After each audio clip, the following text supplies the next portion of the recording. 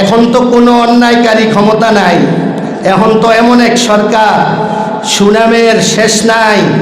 আমি বর্তমান অন্তর্বর্তী সরকারের প্রধান উপদেষ্টার কাছে উদাত্ত আহ্বান জানাবো, এই খুনিদেরকে উপর থেকে নিচ পর্যন্ত একটা ছাঁকুনি দিয়ালান। এর মধ্যে ২৫০০-এ এই সাদিয়ানিদের কিছু দোসর আছে যারা প্রত্যক্ষভাবে টঙ্গীতে ওলামায়ে কেরামদেরকে খুন করার মধ্যে জড়িত আছে। আমি ২৫০০ থানার ওসি সাহেব, এবং আমি জানি আপনাদের কাছে আমার বক্তব্য যাবে, এই জন্য আমি বলতেছি ২৫০০ থানার ওসি সাহেব এবং টিউনু সাহেবকে বলবো, টিউনু সাহেব, ওসি সাহেব, আপনারা ২৫০০ থানার ওলামায়ে কেরামদের সাথে যোগাযোগ করে, অথবা ওলামায়ে কেরামরা আপনাদের কাছে আসবে, আপনারা নাম নিয়ে অরিজিনালি কারা ২৫০০ থেকে সাদিয়ানিরা ওলামায়ে কেরামদেরকে খুন করার মধ্যে জড়িত ছিল তাদেরকে ২৫০০ থেকে অনতিবিলম্বে গ্রেপ্তার করুন। শুধু এটা না, ৫ই আগস্টের পরে যখন ফ্যাসিবাদ ক্ষমতা থেকে দূরে গেল, তারপর দিন এই সাদিয়ানিরা ওলামায়ে কেরামদের ৮টা হুন্ডা জ্বালায় দিছে। আমি ২৫০০ থানার ওসি সাহেবকে বলবো, টিউনু সাহেবকে বলবো, আপনাদের কানে তো এই খবর গেছে, এই খবর যাওয়ার পরে ৮টা হুন্ডা কার, এই ওলামায়ে কেরামদেরকে কি আপনারা ডাকছেন কিনা? যদি না ডাকেন, কেন ডাকেন না? এত কিছুর বিচার করতে চান, হুন্ডা যাদের পড়া গেল তাদেরকে একটা সান্ত্বনার পানীয় তো আপনারা দেন নাই। দ্বিতীয় কথা, ২৫০০-এ এত বড় একটা সম্মেলন হয়ে গেল, সাদিয়ানিরা যেন ওলামায়ে কেরামদের বিপক্ষে কোনো সম্মেলন না করতে পারে। অন্তর্বর্তী সরকারের স্বরাষ্ট্র উপদেষ্টার পক্ষ থেকে, স্বরাষ্ট্র মন্ত্রণালয় থেকে ২৫০০-এ সাদিয়ানিদের সম্মেলন নিষেধ করা হইল। নারায়ণগঞ্জের ডিসি সাহেবকে জানানো হইল, নারায়ণগঞ্জের ডিসি সাহেবও বললেন ২৫০০-এ সাদিয়ানিদের সম্মেলন করতে দেওয়া হবে না। বর্তমান টিউনু সাহেব আপনি এখনো আছেন, এবং ওসি সাহেব আপনিও আছেন, আপনারা এখনো বদলি হন নাই। আমার আপনাদের কাছে প্রশ্ন, যেখানে স্বরাষ্ট্র মন্ত্রণালয় থেকে ওদিন সাদিয়ানিদের সম্মেলন নিষেধ করা হয়েছিল, নারায়ণগঞ্জের ডিসিএসপির পক্ষ থেকে সম্মেলন নিষেধ করা হয়েছিল, আপনারা কেন ২-৪ জন আমাদের কিছু দরবারি আলেম আছে, এই দরবারি আলেমদেরকে নিয়ে কম্প্রোমাইজ করিয়া ওই সম্মেলন করার অনুমতি কেন দিলেন? আমি অতি সত্বর আপনাদের বিরুদ্ধে অ্যাকশনে যাব, আর না হয় সাদিয়ানিদেরকে গ্রেফতার করার জন্য অনতিবিলম্বে ব্যবস্থা নেন। আসসালামু আলাইকুম ওয়া রাহমাতুল্লাহি ওয়া বারাকাতুহু। আসলে আমি মন থেকে বলছি, আমি এখানে কথা বলার জন্য আসিনি। বড়রা আসছেন, দূর থেকে ওনাদের আলোচনা শুনি, ওনাদের কথা শুনি। আর আজকের প্ল্যাটফর্মটা সম্পূর্ণ একটু ব্যতিক্রম। এমনি সাধারণত ওয়াজ মাহফিলে দ্বীনি আলোচনা, ইসলাহি মজলিসের আলোচনা, তাফসিরুল কোরআনের আলোচনা, সেটার একটা ভিন্ন তর্স, সেটার আলোচনার ভিন্নতা আছে, সেটা নিয়ে হয়তো আমরা কাজ করি।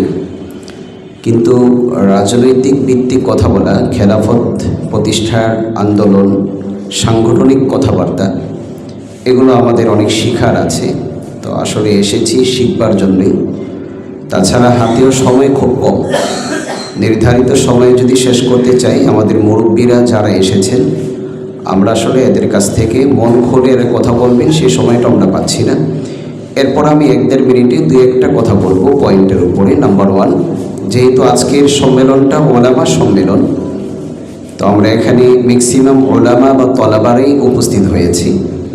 সেই ক্ষেত্রে প্রথমে আমাদেরকে জানতে হবে আমাদের পরিচয়। আমরা আলেম ওলামা, আসলে আমরা কারা, আমাদের দায়িত্ব কি, আমরা কাদের উত্তরসূরি, আমাদের শরীরে কাদের রক্তের কণিকা প্রবাহমান। স্বাভাবিকভাবেই আমরা বলি যে সাহাবায়ে কেরামের উত্তরসূরি, তারা আমাদের পূর্বসূরি, পূর্বপুরুষ, সাহাবীদের রক্তের কণিকা আমাদের শরীরে আছে। তখনই আমি আলেম হিসাবে আমাকে শুধু ইবাদত, বন্দেগী, আখলাক, মুআমালা, এই কয়েকটি জায়গায় নিজেকে আবদ্ধ রাখা যাবে না। সাহাবায়ে কেরাম যেভাবে ইবাদতের পাশাপাশি ময়দানি জিহাদেও ছিলেন, রাজনৈতিক অঙ্গনেও ছিলেন, খেলাফত প্রতিষ্ঠার আন্দোলনে সবার আগে ছিলেন। এক কথায় ইসলামের যত গণ্ডি আছে, যত জায়গা আছে, সব জায়গায় সাহাবা তাবিঈনের পদচারণা ছিল।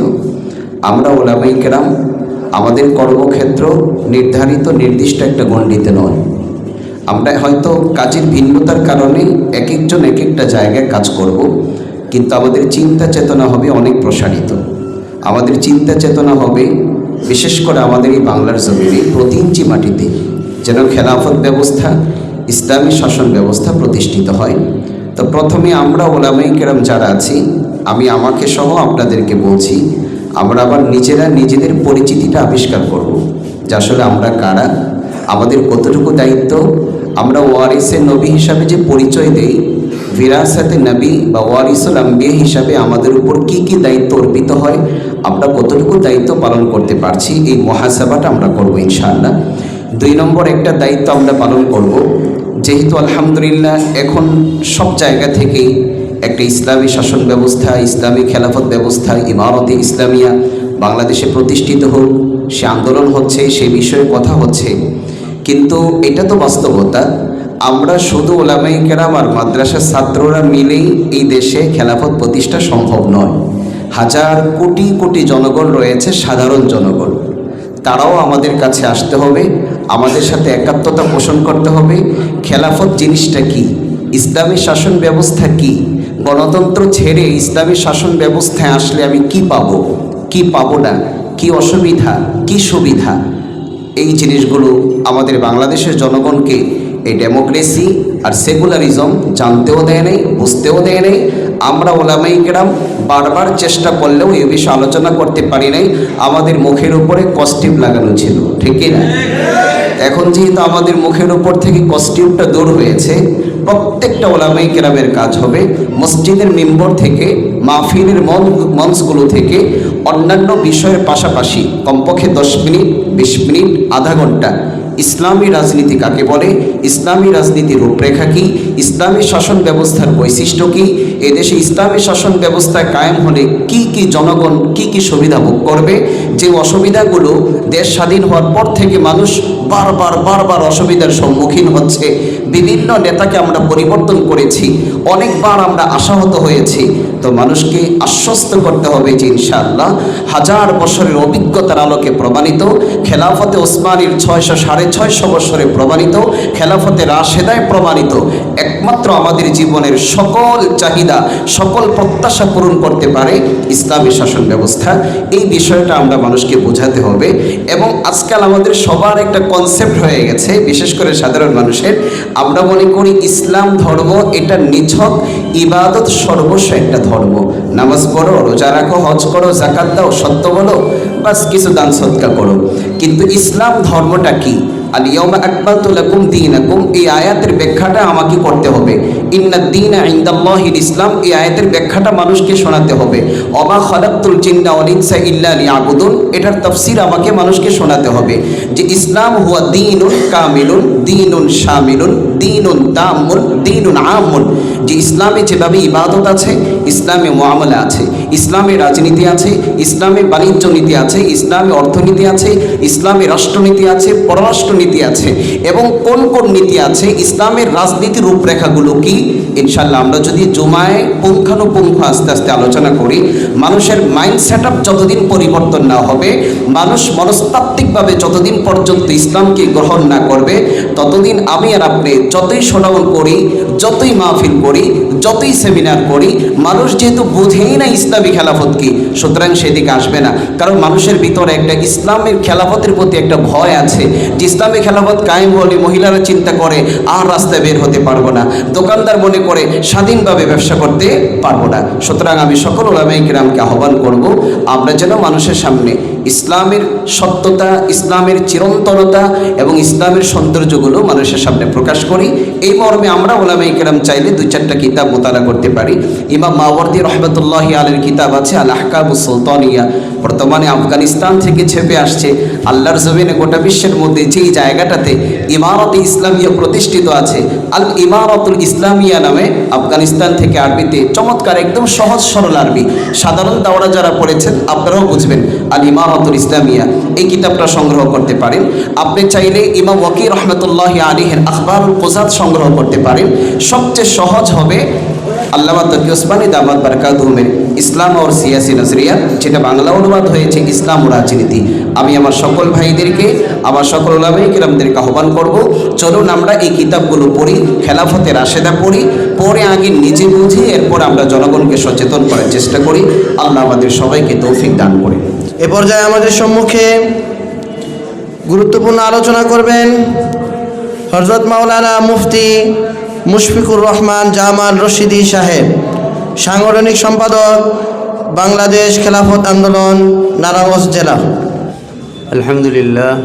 আলহামদুলিল্লাহ ওয়াকাফা ওয়া সালামুন আলা ইবাদিহিল্লাযীনা ইসতাফা, আম্মা বা'দ, ফাআউযু বিল্লাহি মিনাশ শাইতানির রাজীম, বিসমিল্লাহির রহমানির রহিম। কুল জাআল হাক্কু ওয়া যাহাকাল বাতিল, ইন্নাল বাতিলা কানা যাহুকা।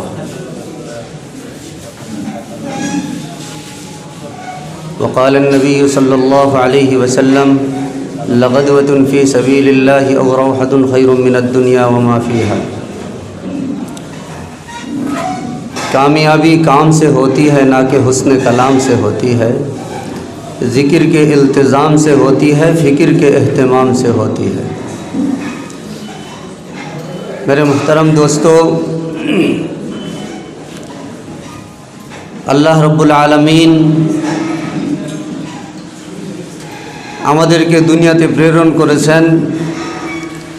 আমরা জানি বুঝি যে আয়াত দিয়ে আমাদেরকে নামাজ ফরজ করেছেন, আকিমুস সালাহ, নামাজ কায়েম করো। আমরা নামাজকে আঁকড়ায়া ধরছি, আকিমুদ্দিন, দিন কায়েম করো। কিন্তু এই জিনিসের ব্যাপারে আমরা বুঝি আমাদের চাকরি, আমাদের মসজিদ, আমাদের বিবি বাচ্চা, আমাদের খেতিবাড়ি, আমাদের জাগা জমি, দোকানপাট, চাকরি, সব কিছু বুঝি।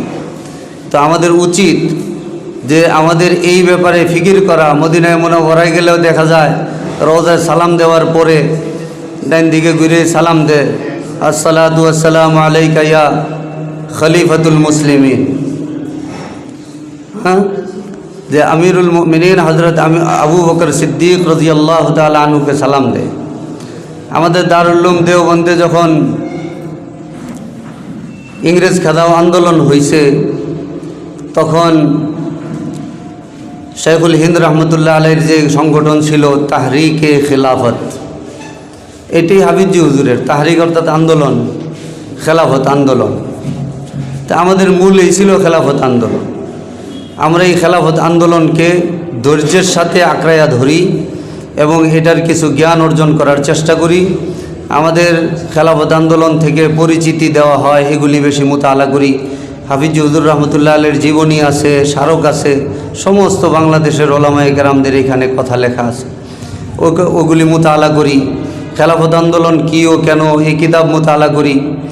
এরপরে এই খেলাফত আন্দোলন সম্পর্কে আমাদের সমস্ত ওলামায়ে কেরামের যে উক্তিগুলি, ওগুলি আমরা পড়ি। এরপরে আরও অনেক জীবনী অনেকে লিখছে, এগুলি আমরা মুতাআলা করি। মুতাআলা করে আমরা পুরা সংগঠনকে আঁকড়ায়া ধরি, ধৈর্যের সাথে প্রতি এলাকায়, ইউনিয়নে, ওয়ার্ডে আমরা কমিটি গঠন করার চেষ্টা করি। সাংগঠনিক তরবিয়ত এবং আলোচনা, সংগঠন কি, এই জিনিসটা বোঝানোর চেষ্টা করি। আমরা নিজেরা বুঝাই, নিজেরা মুতাআলা করি এবং বুঝাই। তাহলে দেখবেন আল্লাহর ফজলে নিজেদেরও বুঝে আসবে, যাদেরকে বুঝাবো তাদেরও বুঝে আসবে। এবং হুজুকে না করে আমরা, আপনারা খুশি হবেন যে নারায়ণগঞ্জ জেলার মধ্যে প্রতিটা থানায় কমিটি গঠন করা আছে, কিন্তু সেই অনুযায়ী আমাদের তরবিয়ত, তাদের কাছে আসা যাওয়া, যোগাযোগ, হায় হেলো কাজ করা এরকম হইতেছে না, যেটার কারণে ওগুলি থাকা সত্ত্বেও একদম নিবু অবস্থা হয়ে আছে। তো আমরা সবাই হিম্মতের সাথে চেষ্টা করব যেন এটাকে দুর্বল না মনে করে আমরা এটাকে কিভাবে সবল করা যায়, আমরাও যেন ইমাম মেহেদী সৈনিক হইতে পারি। কারণ মুলকে শামও আজাদ হয়েছে, বাংলাদেশও আজাদ হয়েছে, গজওয়াতুল হিন্দু করতে হবে। তো এই জন্য আমরা মন মানসিকতা আমাদের ঈমান, আমল, সংগঠন প্রত্যেকটা জিনিসকে আমরা বুঝে সামনে বাড়ার চেষ্টা করি। আল্লাহ পাক আমাদেরকে করার তৌফিক দান করবে। এ বলে আমরা আলোচনা শেষ করছি। এই পর্যায়ে আমাদের সম্মুখে গুরুত্বপূর্ণ আলোচনা পেশ করবেন হযরত মাওলানা শেখ সাদি, সাধারণ সম্পাদক, বাংলাদেশ খেলাফত আন্দোলন, নারায়ণগঞ্জ জেলা। نحمده ونصلي على رسوله الكريم أما بعد أعوذ بالله من الشيطان الرجيم بسم الله الرحمن الرحيم إن الحكم إلا لله صدق الله العظيم। বাংলাদেশ খেলাফত আন্দোলন ২৫০০ থানা শাখা কর্তৃক আয়োজিত ওলামা সম্মেলন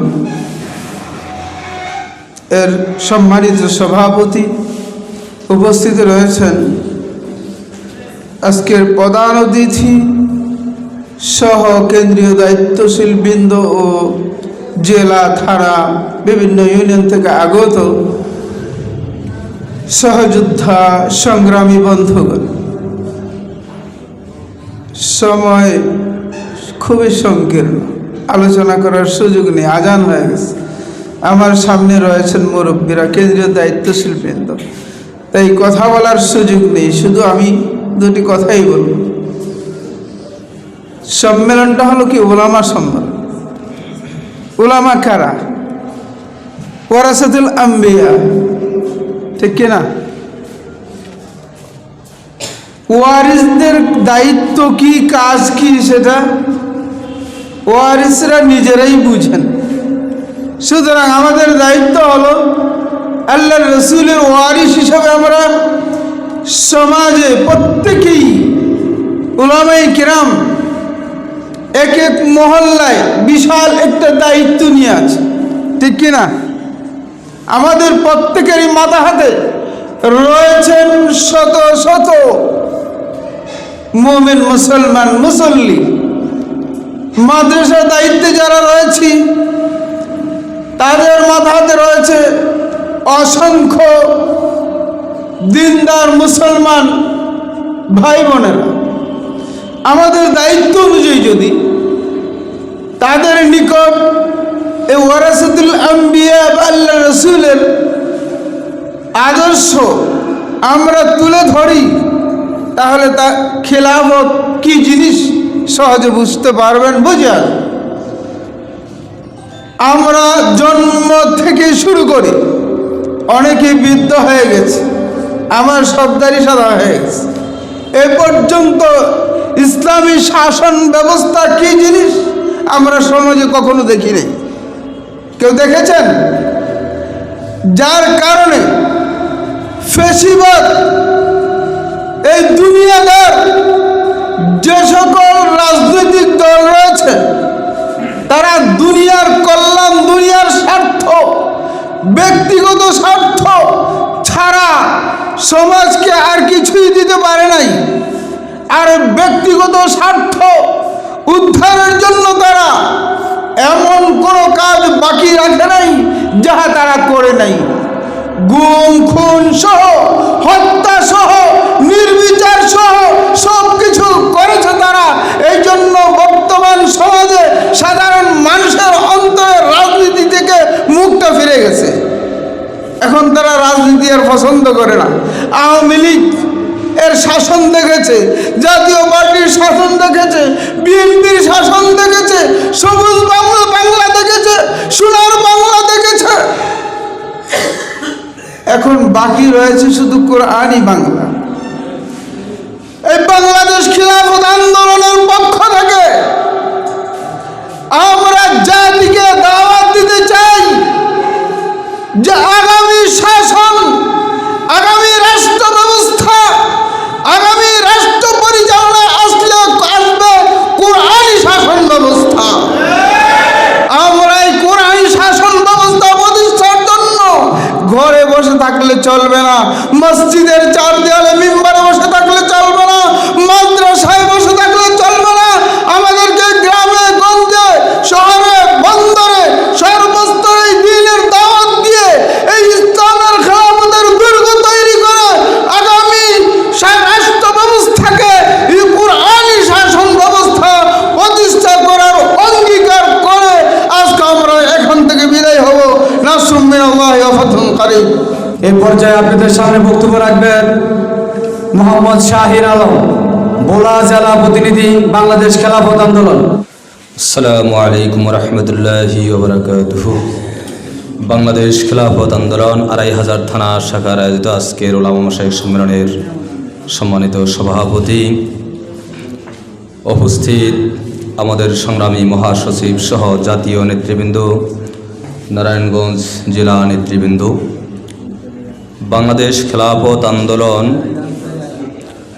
এটা সম্পর্কে আপনাদের জানতে হবে। আমাদের নেতৃবৃন্দ বক্তব্য রাখবেন। আমাদের মুরব্বী কারি বেলায়েত সাহেব রহমতুল্লাহ আলাইহি বলতেন, বটগাছ মার্কার শিকড় যেহেতু ধরছি, জান্নাতে যাওয়ার আগে এই শিকড় ছাড়ব না। আমাদের মুরব্বীরা বলতেন, কমপক্ষে বরকতান হিসাবে খেলাফত আন্দোলন করা দরকার। খেলাফত আন্দোলনের প্রতিষ্ঠাতা হজরত হাফিজ জি হুজুর রহমতুল্লাহ আলাইহি, হজরত হাফিজ জি হুজুর রহমতুল্লাহ আলাইহি খেলাফত আন্দোলনের বায়াত নিয়েছেন হজরত হোসাইন আহমদ মাদানী রহমতুল্লাহ আলাইহি থেকে। আমি শাহিন বায়াত নিয়েছি খেলাফত আন্দোলনের প্রয়াত আমিরে শরিয়াত শাহ আহমদুল আশরাফ রহমতুল্লাহ আলাইহির হাতে। আমি আপনাদেরকে আহ্বান করব, আমাদের বর্তমান আমিরে শরিয়াত এবং আমাদের সংগ্রামী মহাসচিবের কাছে আপনারাও খেলাফত আন্দোলনের উপর বায়াত নেন। এই কথা বলে আমি আমার বক্তব্য এখানেই শেষ করছি। এই পর্যায়ে আমাদের সম্মুখে গুরুত্বপূর্ণ বক্তব্য রাখবেন হযরত মাওলানা সাইফুল ইসলাম সুনামগঞ্জি, কেন্দ্রীয় প্রচার সম্পাদক, বাংলাদেশ খেলাফত আন্দোলন। আসসালামু আলাইকুম ওয়া রাহমাতুল্লাহি ওয়া বারাকাতুহু। যুগ শ্রেষ্ঠ বুজুর্গ হযরত মাওলানা মুহাম্মদুল্লাহ হাফিজ জি হুজুর রহমতুল্লাহ আলাইহি প্রতিষ্ঠিত বাংলাদেশ খেলাফত আন্দোলন, আজকে খেলাফত আন্দোলন ২৫০০ থানা পক্ষ থেকে উলামা সম্মেলন অনুষ্ঠিত হচ্ছে। আপনারা সুন্দর একটি আয়োজন করবার জন্য ২৫০০ থানার খেলাফত আন্দোলনের নেতাকর্মীদেরকে ধন্যবাদ জানাই। সময় খুব সংক্ষেপ। খেলাফত আন্দোলনকে নতুন করে আলেমদের কাছে পরিচয় করিয়ে দেওয়ার কিছু নেই। এরপরও যারা নতুন প্রজন্ম বা নবীন, আপনাদেরকে বুঝতে হবে খেলাফত আন্দোলন, হজরত হাফিজ জি হুজুর, এই দুইটা নাম সারা পৃথিবীতে বরেণ্য এবং সকলের কাছে প্রিয় হয়ে আছে। যত উলামা একরামদেরকে জিজ্ঞেস করবেন হাফিজ জি হুজুর কেমন ছিল, কেউ খারাপ বলবে না। এমনকি অনেক পীরদের ব্যাপারে বেদাতি পীররা সমালোচনা করে। আমি অনেক বেদাতি পীরদের মুখে শুনেছি হাফিজ জি হুজুরের গুণগান। এক কথায় সর্বজন শ্রদ্ধেয় বুজুর্গ আলেম ছিলেন হজরত মাওলানা মুহাম্মদুল্লাহ হাফিজ জি হুজুর রহমতুল্লাহ আলাইহি। উনি বাংলাদেশে ইসলামী হুকুমতের স্বপ্নদ্রষ্টা। এই দেশে ইসলামী হুকুমত হোক এই জন্য চেষ্টা করে গেছেন, আলেমদের কিয়াদত হোক, নেতৃত্ব পয়দা হোক, সেই চেষ্টা করে গেছেন। উনি এটাও হয়তো জানতেন যে খেলাফত আন্দোলন এর মাধ্যমে এই দেশে ইসলামী হুকুমত প্রতিষ্ঠা হবে কিনা এটা আল্লাহ পাকের ইচ্ছা, কিন্তু ওনার উদ্দেশ্য ছিল এমন একটি জামাত, এমন একটি দল, কাফেলা তৈরি করে দিয়ে যাওয়া, মানুষ যাতে হকের একটি জামাতের সাথে সম্পৃক্ত হয়ে ইমাম মাহদির সৈনিকের অন্তর্ভুক্ত হয়ে বদরি সাহাবীদের মর্যাদা নিয়ে জান্নাতে যেতে পারে। সুবহানাল্লাহ। এই জন্য আমি আর বেশি দীর্ঘায়িত না করে বলবো, এই ২৫০০ থানায় যত বিভিন্ন দলের আমির আছে সবাইকে একসাথে করেন। আমাদের যিনি মুফতি এহতেশামুল হক সাহেব আছেন, আমির বাংলাদেশ খেলাফত আন্দোলন ২৫০০ থানা, ওনার সাথে কি সকলের তুলনা করা যায় কিনা? উনি সর্বশ্রেষ্ঠ হবেন আলহামদুলিল্লাহ। কথা ঠিক কিনা? এবং আলহামদুলিল্লাহ খেলাফত আন্দোলন হকের উপরে আছে। যারা খেলাফত আন্দোলন থেকে ভেঙে অন্য দল করছে এরাও খেলাফতেরই ভক্ত, হাফিজ জি হুজুরের ভক্ত ছিল। কোন কারণে কেন চলে গেছে, যারা মারা গেছে ওদেরকে মরার পরে জিজ্ঞেস করেন, আর এখন যারা আছে এখনও জিজ্ঞেস করেন। দেখেন যারাই চলে গেছে এরা কেউ বট গাছের নিচে দিয়া লয়ে গেছে, কেউ উপরে দিয়ে নিয়ে গেছে, কেউ আন্দোলন লয়ে গেছে, কেউ খেলাফত লয়ে গেছে। এই খেলাফত শব্দটা কিন্তু ছাড়তে পারে নাই, কারণ জানে বাংলাদেশে হাফিজ জুজুর রহমতুল্লাহ আলাইহি ইসলামী হুকুমতের যে শিকড় গাইরা গেছে, এই বীজ ছাড়া বাংলাদেশে কোনো ইসলামী রাজনীতি চলবে না। কথা বল ঠিক না? এই জন্য কেউ খেলাফত মজলিস, কেউ ইমুক আন্দোলন তুমুক আন্দোলন সব করছে, সমালোচনা না। এখন দরকার হইল এই দেশে ইসলামী হুকুমতের স্বপ্ন যদি দেখতে চান তো রাতে ঘুমায় ঘুমায় স্বপ্ন দেখলে হবে না। নেতৃবৃন্দ যারা আছে এরা নিজেদের ক্ষুদ্র স্বার্থ বিসর্জন করে সকলে ঐক্যবদ্ধ হয়ে বট গাছের ছায়াতলে এসে অথবা যার যার দল ঠিক থাকলেও ইসলামী হুকুমত প্রতিষ্ঠার জন্য ঐক্যবদ্ধ হতে হবে। এবং উলামায়ে কেরাম বলেছেন ২৫০০, একটু আগে আমিনুল ইসলাম ২৫০০ বয়ান করলেন। উলামায়ে কেরামদেরকে ইসলামী হুকুমতের সুফল কি জনগণে বুঝাইতে হবে। জনগণ জানে আমি একটা কম্বল পাবো, 2 কেজি চাউল পাবো, রাজনীতি করলে এটা পাবো সেটা পাবো। ইসলামী রাষ্ট্র, ইসলামী দল করলে কি পাবো, ইসলামী হুকুমত করলে কি হবে, জনগণকে সেটা বোঝাতে হবে। সর্বোপরি আমাদেরকে ইসলামের দৃষ্টিকোণ থেকেও আমাদেরকে জনগণের সাথে সম্পৃক্ত হইতে হবে। রাজনীতি করতে গেলে শুধু এদেরকে ফজিলত বললে হবে না।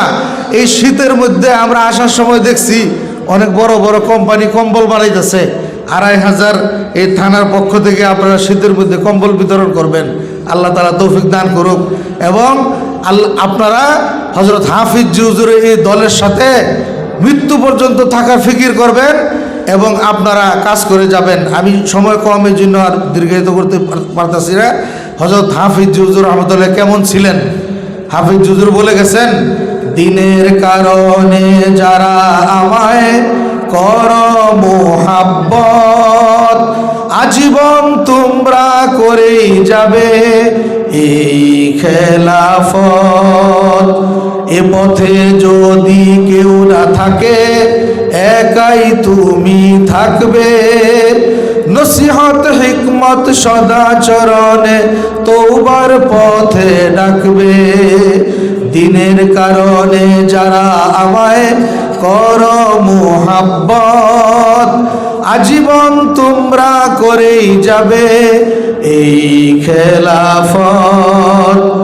আমার বিশ্বাস এই কাফেলা হবে না বিলীন, ক্রমান্বয়ে একদিন হবে তারা মাহদির সৈনিক। দিনের কারণে যারা আমায় কর মুহাব্বত, আজীবন তোমরা করেই যাবে এই খেলাফত। দেখবে কত খিজির বেশে করছে নসিহত, ওদের ফাঁদে পড়ে তোমরা কবু ছাড়বে না খেলাফত। খেলাফত করলে পাবে না টাকা, তবু করে যাবে। এ ধরায় কিছু নাই বা পেলে পরজীবনে পাবে।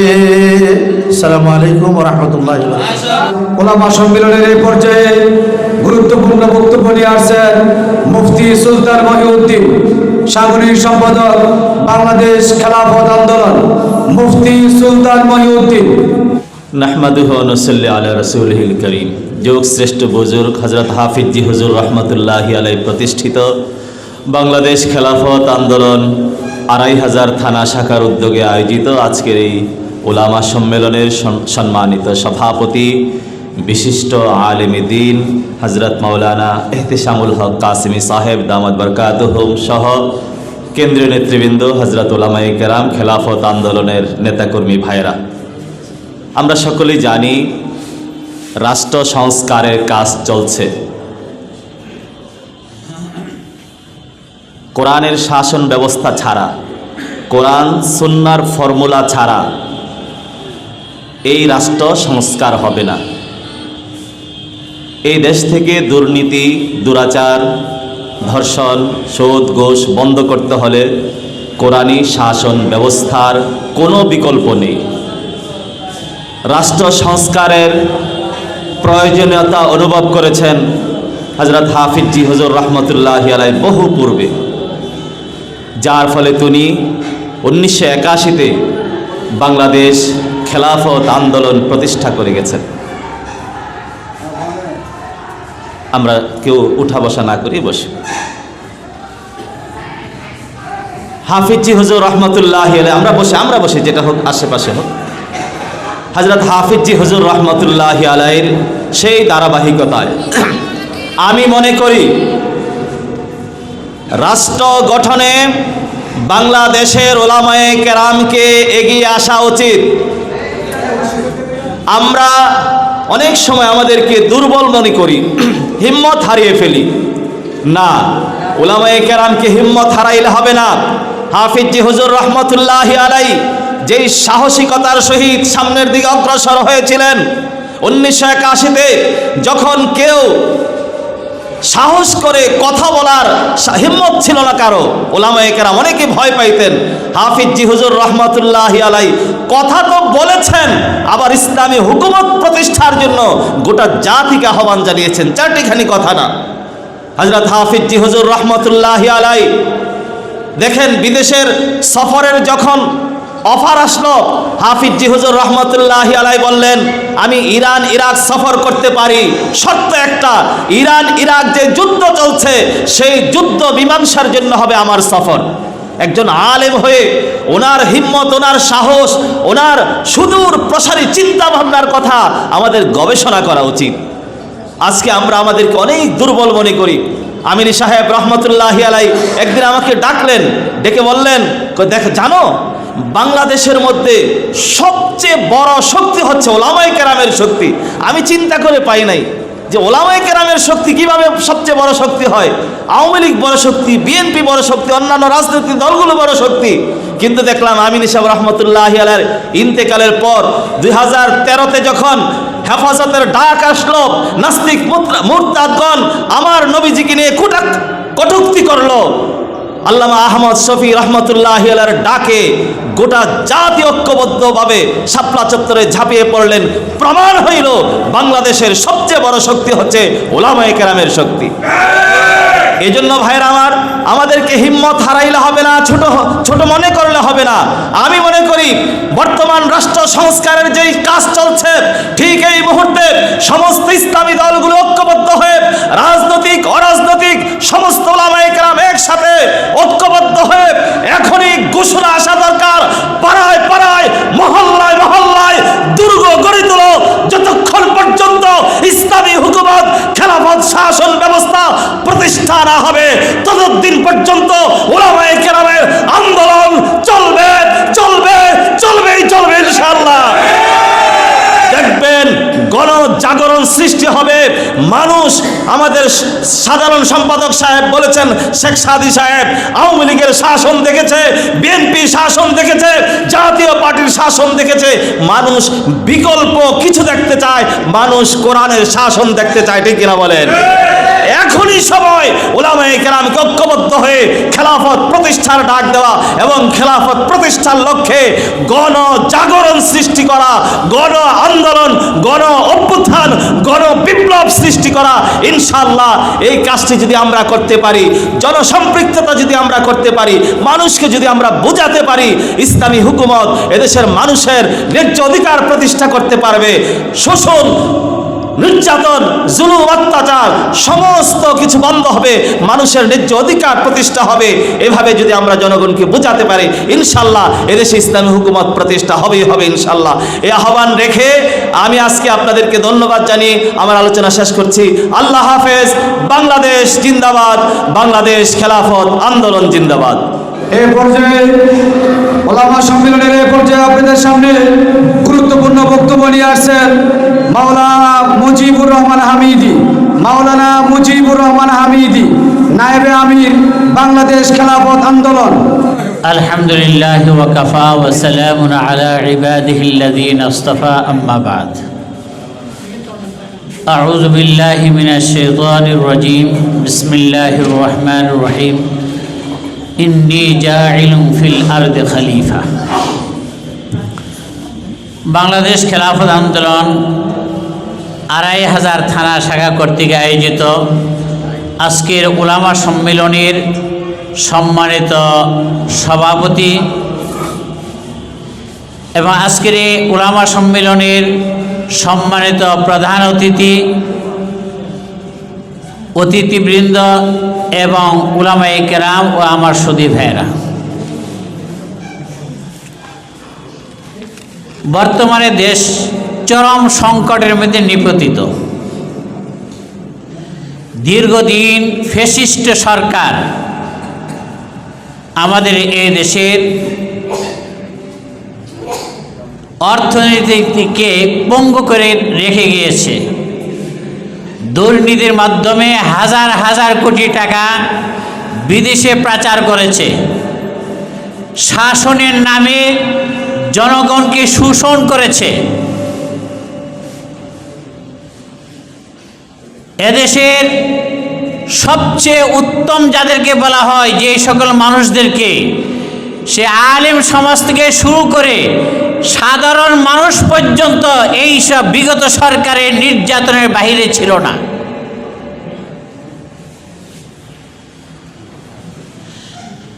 তো এই সরকারের পতনের আওয়াজ এখন নয়, আমি মনে করি 2013 সালে শাপলা চত্বরে যে গণজমায়েত হয়েছিল, লক্ষ লক্ষ মানুষের সমাবেশ হয়েছিল, ওই দিনে হয়েছিল এই সরকারের পতনের প্রথম ডাক। ওই দিনে তার সূচনা হয়েছিল, আর তার সমাপ্তি হয়েছে 5 আগস্ট।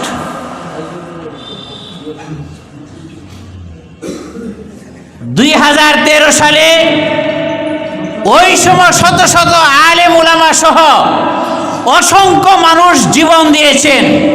রাতের অন্ধকারে লাইট বন্ধ করে দিয়ে ওইখানে আলেম উলামা ধর্মপ্রাণ জনতার উপরে নির্বিচারে হত্যা করেছিল।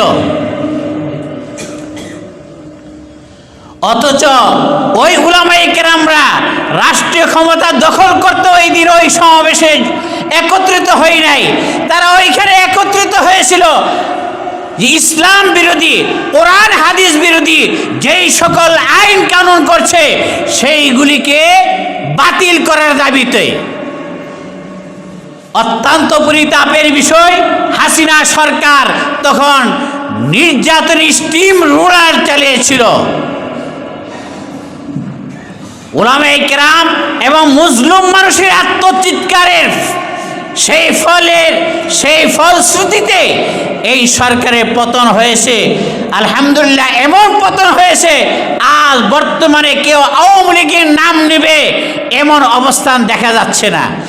খোদ প্রধানমন্ত্রী দেশ ছেড়ে পালিয়ে গিয়েছে। তো জুলুমের পরিণাম অতীত কখনো ভালো হয় নাই, ভবিষ্যতেও ভালো হবে না। তাই আমরা আজকের এই সমাবেশ থেকে স্পষ্ট ভাষা বলে দিতে চাই যে জুলুম নির্যাতন যারা নাকি করেছিল তারা অতীতে কেউ ক্ষমতার মধ্যে থাকতে পারে নাই, ভবিষ্যতে কোনো জুলুম বা সরকার এদেশে এসে রাষ্ট্রীয় ক্ষমতায় টিকে থাকতে পারবে না। ভাইরা আমার, আমরা স্বাধীনতার পর অনেক শাসন দেখেছি, কোনো শাসনে দেশে শান্তি আসতে পারে নাই। অনেক সরকারের পরিবর্তন হয়েছে, কিন্তু সরকারের পরিবর্তন হয়েছে, মন্ত্রী পরিবর্তন হয়েছে, মন্ত্রের পরিবর্তন হয় নাই। অতএব শুধু শাসক পরিবর্তন হলে হবে না, শাসন ব্যবস্থার পরিবর্তন হবে, সংবিধানকে পাল্টাতে হবে।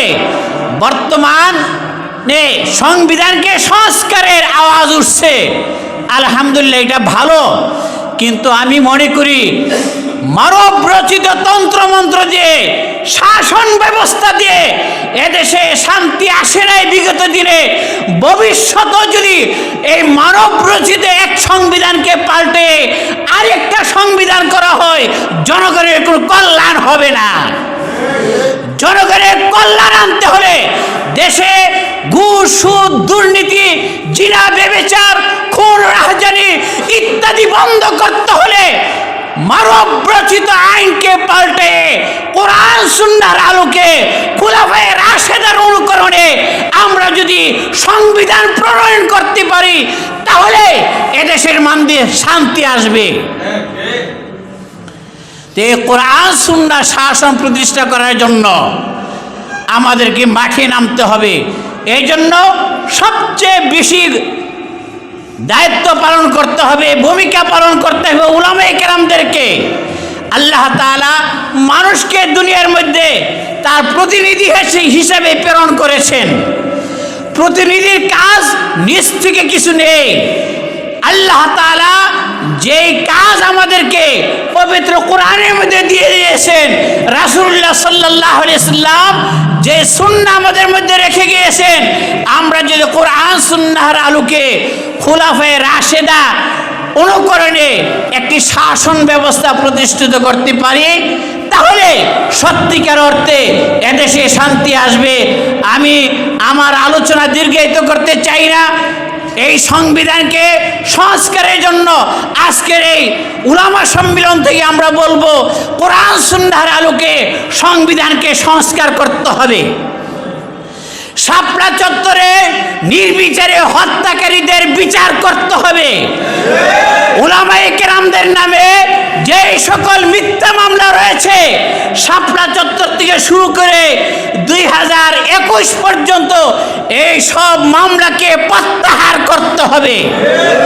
আমরা ইতিমধ্যে দেখতে পাচ্ছি সাজাপ্রাপ্ত অনেক মামলা বাতিল হয়ে গিয়েছে, কিন্তু শাপলা চত্বরে যে উলামায়ে কেরামদের বিরুদ্ধে মিথ্যা মামলা করা হয়েছিল, আজ পর্যন্ত একটি মামলা প্রত্যাহার করা হয় নাই। তার রহস্য কি? অতএব আজকের এই সম্মেলন থেকে আমরা আহ্বান জানাচ্ছি অন্তর্বর্তীকালীন সরকারকে যে অবিলম্বে এই মামলাকে প্রত্যাহার করুন এবং ফ্যাসিস্ট সরকারকে ডেকে আনে তার বিচার করুন। এই বলে আমার বক্তব্য শেষ করছি। নাসরুম মিনাল্লাহি ওয়া ফাতহুন করিম। ওলামা সম্মেলনের এই পর্যায়ে আপনাদের সামনে গুরুত্বপূর্ণ বক্তব্য নিয়ে আসছেন আজকের সম্মেলনের প্রধান আলোচক, রাজপথের লড়াকু সৈনিক, মজলুম বন্ড দেওয়ানবাগি খেদা আন্দোলনের বীর সিপাহসালার, নারায়ণগঞ্জের সিংহপুরুষ, জননেতা আলহাজ আতিকুর রহমান নান্নু মুন্সি, জননেতা আলহাজ আতিকুর রহমান নান্নু মুন্সি, যুগ্ম মহাসচিব, বাংলাদেশ খেলাফত আন্দোলন, আমির অনিসলামী কার্যকলাপ প্রতিরোধ কমিটি বাংলাদেশ।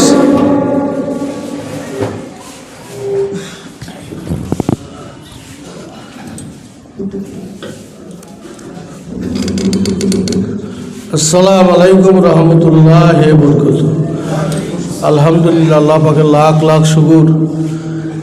এই ফিতনা ফাসাদের জমানায় আল্লাহ পাক আমাদেরকে ওলামা সম্মেলন করার জন্য তৌফিক দিল। এবং নারায়ণগঞ্জ জেলা একটু আমরা ব্যাপকভাবে সাড়া দেওয়ার জন্য আমি সকলকে আহ্বান করব। মূলত যে জিনিসগুলি আপনারা আমরা করতেছি, এটার ভবিষ্যৎ প্রযত্নকে নিয়ে আমাদের মুরব্বীরা যে নির্দেশনা দিবে আমরা সেইভাবে কাজ করব, বাকিটা আল্লাহ পাকের ইচ্ছা। তবে যে জিনিসটি বর্তমান চলতেছে, আমাদের অনেক ভিতরে হয়তো একটা দ্বিধাদ্বন্দ্ব থাকতে পারে যে খেলাফত আন্দোলন কোনো লেজুর ভিত্তিক আন্দোলন না, এটা মানুষ রচিত আন্দোলন না, এটা কোরআনই শাসন চায় এবং কোরআনের মজবুতির জন্য এইটা আন্দোলন করতে যাচ্ছি। এবং আজকাল সবার সভাপতি সাহেব, আপনাদেরই কৃতি সন্তান 2500-এর গৌরব এতেশারফ হক সাহেব এবং আমাদের মহাসচিব যিনি আছেন সারা বাংলাদেশের, উনি সফরে আছেন, আমরাও ওনার সহকর্মী। যাই হোক, আপনারা জানেন যে এটা একটা ওই সরকার কিছু একটা ঘটনা আপনাদের সামনে না তুলে ধরলে মনে হয় না যে আমরা তো আওয়ামী লীগের পক্ষের লোক না। যে আওয়ামী লীগের পক্ষের লোক থাকতাম তাহলে আমার নামে 20-30টা মামলা হইতো না। এবং আমি আমার ছেলে ছুলে সব নিয়ে গাড়ি ঘোড়া সব লেগে গেছিলো এই ডিবি হারুনি।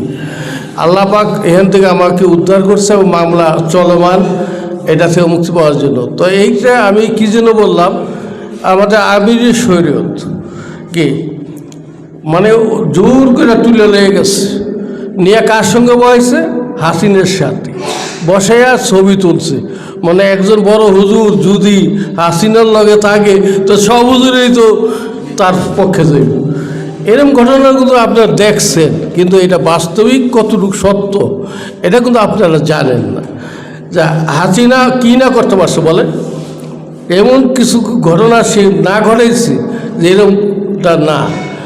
আপনারা জানেন যে আমাদের আমিরের শরীয়ত খুব দুর্বল এবং খোদাভীরু মানুষ, কিন্তু তার উপরে স্ট্যান্ড চালাইয়া এই হাসিনা তার পাশে নিয়ে বসেছে। তো যাই হোক, স্বরাষ্ট্রমন্ত্রী এসেছিলেন কামাল সাহেব, উনিও খুব মাদ্রাসা বন্ধ করে দেবো, হেই করবো, ভয় ভীতি দেখাইয়া এরকম কাজটা করছে।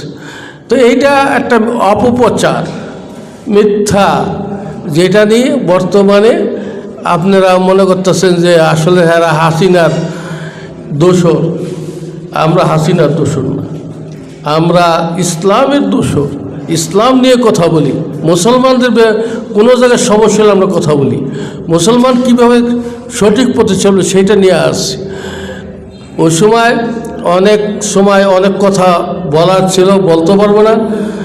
আমরা মাঠে ময়দানে ছিলাম, যারা এখন বর্তমানে বড় বড় কথা কয় এরা কোনো মাঠে ময়দানে ছিল না। কেউ গুন্ডা দিয়ে আসছিল, কেউ ক্যান্সার দিয়ে আসছিল, কেউ তাদের মুক্তির ব্যাপারে আমি আলোচনা করছি অনেক মাহফিলের ভিতরে। বাস্তব প্রমাণ আছে যে মুক্তি দাও, মুক্তি দাও, অর্থাৎ লামাকদেরকে মুক্তি দাও, তাদের ছেড়ে দাও। ওই সময় কথা বলার কেউ শক্তি ছিল না।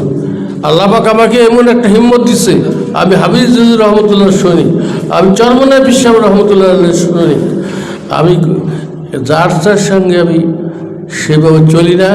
আমার জন্য দোয়া করবেন। আগামীতে আপনারা যারা আছেন আপনারা আমার রাহাবার, আপনাদের নির্দেশনা মতন ইনশাল্লাহ চলবো, কিন্তু আপনারা খেলাফত আন্দোলনের জন্য কাজ করে যান। ইনশাল্লাহ আমরা আখিরাত বাদশা, দুনিয়া আমাদের রাজনীতি এমপি মন্ত্রীর কোনো লোক নাই, লালসা নেই। এর তো পিছনে পিছনে গিয়ে ঘুরতাম, প্রধান উপদেষ্টার পিছনে পিছনে গিয়ে ঘুরতাম, ঘুরে আবাস করতাম যে আমাকে একটা কিছু দেন। হ্যাঁ, ওরমটা না। তবে প্রধান উপদেষ্টার উচিত ছিল যে আসলে রাজনীতির ওই কিছু লোক আছে যে আবেগবশত হইয়া ওই পিছু পিছু ঘুইরা একটা পোস্টের লেগে একটা মানে সিনসিনারির জন্য একটা অনেক কিছু করে, কিন্তু আমরা ওই রূপটা না। আমাদের জনগণ, আমাদের আল্লাহ ওলামা সব নিয়ে আমরা কাজ করব, কাউকে আমরা ছাড় দিব না। উপদেষ্টার ভিতরে দেখা গেছে পিছু পিছু পোলাবান্ধে দিয়েছেন, আলেম ওলামারা দোষ কী করছে? এদেরকে আমাকে মুরব্বী নাই এইখানে, এত থেকে 2-4-5 জন নিতে পারলেন না, নিলে তো বাসটা দেশটা এই পর্যায়ে যায় না, আরও ভালো হইতো।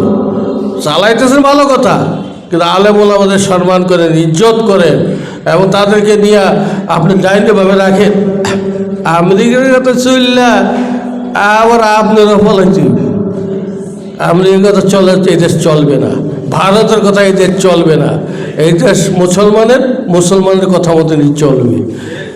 তো আমরা সবাই দোয়া করবেন। আল্লাহ চাইতো এই সম্মেলন থেকে আমরা শুরু করলাম আলেম ওলামাদেরকে নিয়ে, ইনশাল্লাহ আমরা পর্যায়ক্রমে সব জায়গার ভিতরে ইনশাল্লাহ শক্তিশালী কমিটি গঠন করব। বাকিটা আল্লাহ বাকির ইচ্ছা। আসসালামু আলাইকুম রহমতুল্লাহ। ওলামা সম্মেলনের পর্যায়ে আজকের প্রধান অতিথির আলোচনা পেশ করবেন মাওলানা হাবিবুল্লাহ মিয়াজি। মাওলানা হাবিবুল্লাহ মিয়াজি। نحمده ونصلي على رسوله الكريم أما بعد فأعوذ بالله من الشيطان الرجيم بسم الله الرحمن الرحيم إن الحكم إلا لله صدق الله مولانا العظيم محترم حاضرين আল্লাহ রাব্বুল আলামিনের অশেষ মেহেরবানি আল্লাহ পাক আমাদেরকে ওলামা সম্মেলনে বসে ওলামায়ে কেরামের জবান থেকে দ্বীন সম্পর্কে অনেক কথাবার্তা শুনতে পেরেছি। আলহামদুলিল্লাহ। ওলামায়ে কেরাম আমরা সকলে জানি আম্বিয়া কেরামের ওয়ারিস।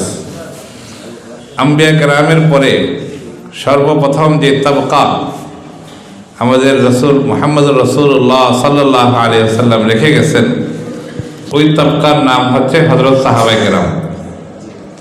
হযরত সাহাবায়ে কেরাম পৃথিবীর মধ্যে রসুলের শিক্ষায় শিক্ষিত হয়ে যেভাবে ইসলাম প্রতিষ্ঠা করেছেন, তার মানে পৃথিবীর 2/3 ওনারা ইসলাম প্রতিষ্ঠা করতে পেরেছিলেন। হযরত ওমর রাদিয়াল্লাহু তাআলা আনহুর জামানায় পৃথিবীর 2/3 ইসলামী সালতানাতের অধীনে এসেছিল, ইসলামী হুকুমতের অধীনে, খেলাফতের অধীনে এসেছিল। তখন একটা কথা, সেই সময় থেকে এই পর্যন্ত একটা কথা এখনো পর্যন্ত আমরা শুনতে পাই যে এক ঘাটে বাঘ এবং হরিণ পানি খেয়েছে। মানুষের নিরাপত্তা তো আছেই, 18,000 মাখলুকাতের নিরাপত্তা পর্যন্ত ইসলামী হুকুমত হযরত সাহাবায়ে কেরাম দিতে পেরেছেন। যুদ্ধ করতে করতে ওনারা সেই আফ্রিকার জঙ্গল পার হয়ে আরেক প্রান্তে যে, যার পরে আর পৃথিবীর কোনো ভূমি নাই, সেখানে যে ঘোড়ার পা সাগরের মধ্যে রেখে আল্লাহকে সাক্ষী রেখে বলছেন, হে আল্লাহ, যদি আমরা জানতাম এই সাগরের ওই প্রান্তে আরো ভূখণ্ড আছে, মানুষ বসবাস করে, আমরা সেখানে গিয়ে ইসলামী হুকুমত প্রতিষ্ঠা করতাম। সাহাবায়ে কেরামের এই ধরনের বক্তব্য বহু আছে। সাহাবায়ে কেরামকে দেখে যেভাবে মানুষ ইসলাম গ্রহণ করেছে, এই বাংলাদেশে আমাদের যে আমরা ইসলাম পেয়েছি, এখানে কিন্তু যুদ্ধের মাধ্যমে ইসলাম আসে নাই। ওলামায়ে কেরামের মেহনত, আউলিয়া কেরামের মেহনত, ওনারা জমিন দিয়ে হেঁটে যেতেন, মানুষ ইসলাম গ্রহণ করত। আরবরা এখানে আসতেন, জমিন দিয়ে হেঁটে যেতেন, মানুষ ইসলাম গ্রহণ করত। বড় বড় মাশায়েখ আসছেন বিদেশ থেকে, ওনারা এই জমিনের মধ্যে বিচরণ করতেন, মানুষ ইসলাম গ্রহণ করেছে। এই ইতিহাসও আছে। তো আমাদের যেটা করণীয়, খুব সংক্ষিপ্তভাবে আমি আলোচনা করছি, সেটা হলো মানুষের আস্থা অর্জন করতে হবে। আমরা যদি মানুষের আস্থা অর্জন না করতে পারি, তাহলে এদেশে ইসলামী হুকুমত দেখাটা আমাদের জন্য একটু কঠিন হয়ে যাবে। জোর করে কেউ কোনোদিন ক্ষমতায় থাকতে পারে না। তো দেখেন, ছোট ছোট মাদ্রাসা হচ্ছে আমাদের দেশে। হাফিজ জুজুর রহমতুল্লাহ আলাইহি সুন্দর একটা কথা বলছিলেন। হাফিজ জুজুরকে সাংবাদিকরা জিজ্ঞেস করছিলেন, হুজুর, রাষ্ট্রীয় ক্ষমতা যদি আল্লাহ পাক আপনার হাতে দেন, তাহলে আপনি রাষ্ট্রীয়ভাবে সর্বপ্রথম সংস্কার বলেন বা কোন কাজ আপনার উদ্যোগে হবে, এরকম একটা প্রশ্ন করছিলেন। হাফিজ জুজুর বলছিলেন, আল্লাহ পাক যদি আমাকে ক্ষমতা দেয়, এদেশের দায়িত্ব পালন করার তৌফিক দেয়, তাহলে আমি 68,000 গ্রামে 68,000 মক্তব কায়েম করব। হাফিজ জুজুর কোরআনের মক্তবের কথা বলছেন। এখন কিন্তু মক্তব কায়েম হচ্ছে গ্রামে গ্রামে, গলিতে গলিতে, শহরে বন্দরে, সব জায়গায় মাদ্রাসা এবং মসজিদ, মাদ্রাসা বিশেষ করে ছোট ছোট প্রতিষ্ঠান কায়েম হচ্ছে। আমরা যে কামরাঙ্গীরচরে থাকি, 140টা মসজিদ ওখানে একটা থানার মধ্যে, আর মাদ্রাসা হলো প্রায় 250-এর উপর, 250-এর উপর ছোট ছোট মাদ্রাসা। জনগণ যারা নাকি আওয়ামী লীগ করে, যারা বিএনপি করে, বা যারা সেকুলার রাজনীতি করে, তারাও কিন্তু তাদের সন্তানদেরকে মাদ্রাসা ভর্তি করে। এর বহু প্রমাণ আছে। তা হাফিজ জুজুর রহমতুল্লাহ আলাইহি কথাটা কেন চেয়েছিলেন? হাফিজ জুজুরের লক্ষ্য উদ্দেশ্য অনেক অনেক ব্যাপক ছিল। আমি যেটা বুঝছি সেটা হচ্ছে, মানুষ প্রথম পর্যায়ে কোরআনের মহব্বতে তাদের সন্তানদেরকে যদি মাদ্রাসায় ভর্তি করায়, একদিন এই সন্তান এবং অভিভাবকগণ সকলে মিলে এদেশে ইসলামী হুকুমত প্রতিষ্ঠা করবে। তো এই জন্য ভাই, আমরা ছোট ছোট মক্তব, ছোট ছোট মাদ্রাসা, কোরআনের ছোট ছোট প্রতিষ্ঠান আমরা কায়েম করার চেষ্টা করি, আর এগুলোর জন্য মান ঠিক থাকে। তো এগুলোর মধ্যে আমরা চেষ্টা করি, কোনো একটা বোর্ডের অধীনে থাকলে ওই বোর্ডের পক্ষে থেকে পর্যবেক্ষক আসবে, ওনারা পরিদর্শন করবে, মান দেখবে, মান যাচাই করবে। এরকম যদি আমরা একটা ব্যবস্থা রাখতে পারি, অথবা নিজেদের মধ্যে 20টা-30টা মাদ্রাসা একসাথে হয়ে মান যাচাইয়ের জন্য একটা যদি বোর্ড কায়েম করা যায়, দেখবেন মাদ্রাসাগুলোর মানও থাকবে ঠিক মতো। আলহামদুলিল্লাহ, অনেক মাদ্রাসা হচ্ছে। মাদ্রাসা হলে আমাদের কাছে অনেক ভালো লাগে। আমরা কামরাঙ্গীরচর বড় মাদ্রাসা আমাদের, ওই মাদ্রাসার অধীনে প্রায় 250 মাদ্রাসা, মানে মাদ্রাসার অধীনে সবাই নুরিয়া মাদ্রাসাকে মুরব্বী মনে করে। এই হিসাবে আমাদের এখানে কাজগুলো চলছে। এই যে বর্তমান যে বড় একটা ফিতনা, সাদিয়ানি ফিতনা, সাদিয়ানি ফিতনার মোকাবেলা কামরাঙ্গীরচর গত 2 সপ্তাহ আগে 50,000 লোক একসাথে তাদের মোকাবেলা করছে। 50,000 লোক মিলে, আপনারা হয়তো অনেকে মিডিয়াতে দেখছেন, বিশাল মিছিল হয়েছে। তো আমি মনে করি বর্তমান যুগে যত রকমের ফিতনা মাথা চাড়া দিবে, সমস্ত ফিতনার মোকাবেলা সর্বপ্রথম উলামায়ে কেরাম করবে। দেখেন কাদিয়ানি ফিতনা, কাদিয়ানি যে ফিতনাটা মানুষ বুঝেই না, খাতমে নবুয়তের আকীদা পোষণ করা, এটা যে কত বড় একটা ইসলামের দায়িত্ব, ফরজ। যদি খাতমে নবুয়তের আকীদা সঠিক না থাকে, কোনো ইবাদতই কবুল হবে না। এটা জনগণকে কে বুঝাবে? স্কুল কলেজ ইউনিভার্সিটি থেকে বুঝাবে, নাকি উলামায়ে কেরাম মসজিদ মাদ্রাসার উলামায়ে কেরাম বুঝাবে? তো আমরা এক কথাই বলি, এদেশের মানুষ মুসলমান, ধর্মপ্রাণ মুসলমান, সকলকে নিয়ে এই দেশের 18 কোটি 20 কোটি মানুষকে নিয়ে আমরা ইনশাল্লাহ উলামায়ে কেরামের নেতৃত্বে দুনিয়াতেও কাজ করবো, আখিরাতেও আমরা জান্নাতে যাবো ইনশাল্লাহ। তো এই জন্য ভাই অনেকগুলা তাকাজা সামনে আসছে। একটা হলো বাংলাদেশ খেলাফত আন্দোলনের কাজ আমরা মনে প্রাণে করবো। হাফিজ হুজুর রহমতুল্লাহি আলাইহি এই কাজটা আমানত হিসাবে উলামায়ে কেরামের কাছে রেখে গেছেন, এই কাজটা আমানতদারির সাথে আমরা করব। খাতমে নবুয়তের কাজ, এটা আমাদের ইমানিক সংগঠন, এটার কাজও আমাদের করতে হবে। আগামীকাল শুক্রবার বাদ জুমা বাইতুল মোকাররম জামি মসজিদে, জাতীয় মসজিদে আন্তর্জাতিক মজলিসে তাহফুজে খাতমে নবুয়তের উদ্যোগে মহাসমাবেশ আছে। সেখানে উপস্থিত হবেন ফিলিস্তিনের বাইতুল মুকাদ্দাসের ইমাম, উনি ওখানে উপস্থিত হবেন। আগামীকাল আসরের নামাজের পরে বাইতুল মোকাররম উনি বয়ান করবেন। আর আয়োজক হচ্ছে আন্তর্জাতিক মজলিসে তাহফুজে খাতমে নবুয়ত। আমরা সকলে ওখানে উপস্থিত হওয়ার চেষ্টা করবো তো ইনশাল্লাহ। আরেকটা বিষয় হলো, এই যে সাদিয়ানিদের ব্যাপারে আপনারা সকলে সচেতন থাকবেন। আমি একটা মিসাল দিয়ে শেষ করব। এক বুজুর্গ বা একজন আলেম বয়ান করতেছিলেন, ওই যে পকেট থেকে চুরি করে না টাকা, এদেরকে কি বলে? পকেট মার বলে।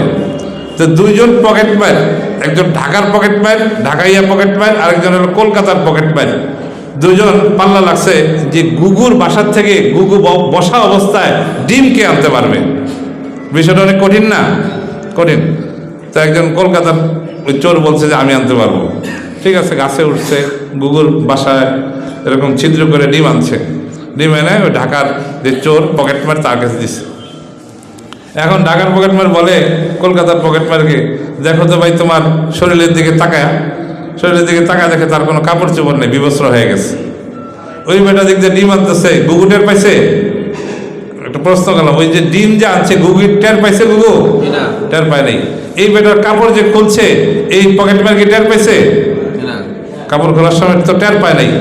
আমার ঠিক এরকমই একটা কথা, যে কোন সময় যে আমাদের ইমান চুরি করে নিয়ে যাবে সাদিয়ানিরা, আমরা টেরও পাবো না। এই জন্য উলামায়ে কেরামকে সচেতন থাকতে হবে। কোন ধরনের চোর, যেরকম জুতা চোর থেকে আমরা সতর্ক থাকি, আমরা ইমান চোর থেকে আমরা ইনশাল্লাহ সতর্ক থাকবো। যদি আমরা উলামায়ে কেরাম সঠিকভাবে জনগণকে জিনিসটা বুঝাইতে পারি, যেরকম বুঝায় শোনায় মাদ্রাসা ভর্তি করায় তাদের সন্তানদেরকে, এরকম বুঝায় শোনায় ইসলামী হুকুমত প্রতিষ্ঠার জন্য। সংগ্রামের পর্যায়ে সভাপতির বক্তব্য নিয়ে আসছেন হযরতুল আল্লাহ হযরত মাওলানা মুফতি ইহতেশামুল হক কাসিমি উজানি, মুফতি ইহতেশামুল হক কাসিমি উজানি, আমির বাংলাদেশ খেলাফত আন্দোলন 2500 থানা। আসসালামু আলাইকুম রহমতুল্লাহি ওয়া বারাকাতুহু। বাংলাদেশ খেলাফত আন্দোলন 2500 থানা শাখার উদ্যোগে আয়োজিত আজকের এই ওলামা সম্মেলনের